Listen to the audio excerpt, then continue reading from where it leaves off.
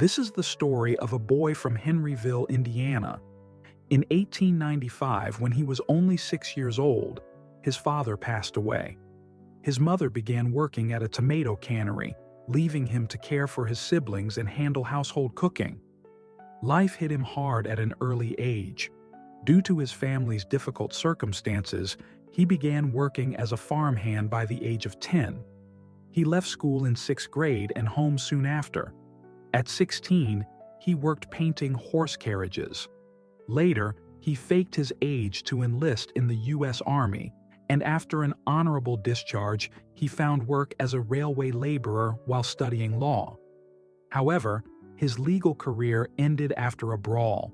He moved back with his mother and found a job selling life insurance, but was fired for not following orders. Later, he established a ferry boat company, and it was an instant success. Seeing potential, he tried to capitalize on this by starting a chemical lamp company, but electric lamps had become widely available, and his business failed. Despite many setbacks, he persevered.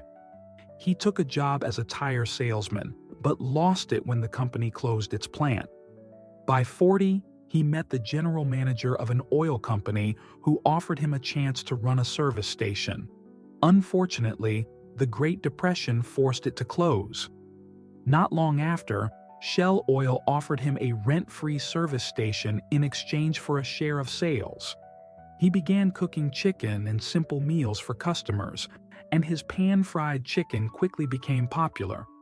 Years later, he took over the station, launching a full-fledged restaurant.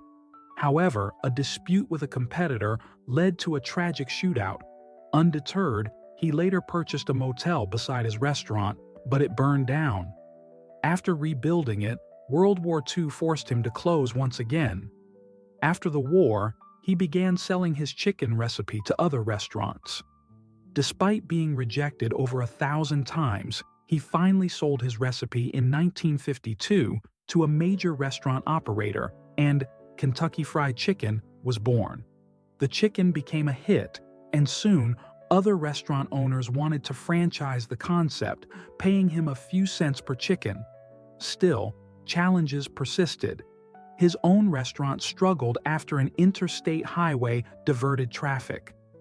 Selling it, he was left with his savings and a modest $105 monthly Social Security payment.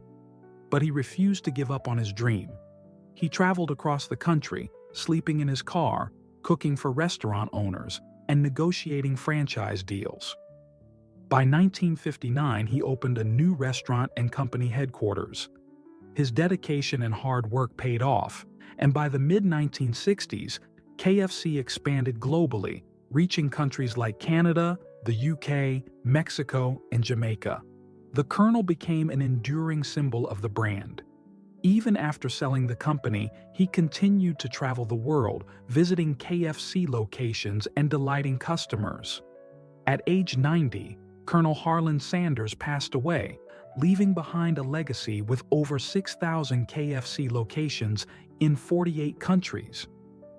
By 2018, that number had grown to over 22,600 worldwide. Colonel Sanders' story teaches us that, despite countless rejections and hardships, dedication and hard work can lead to remarkable success, no matter your age.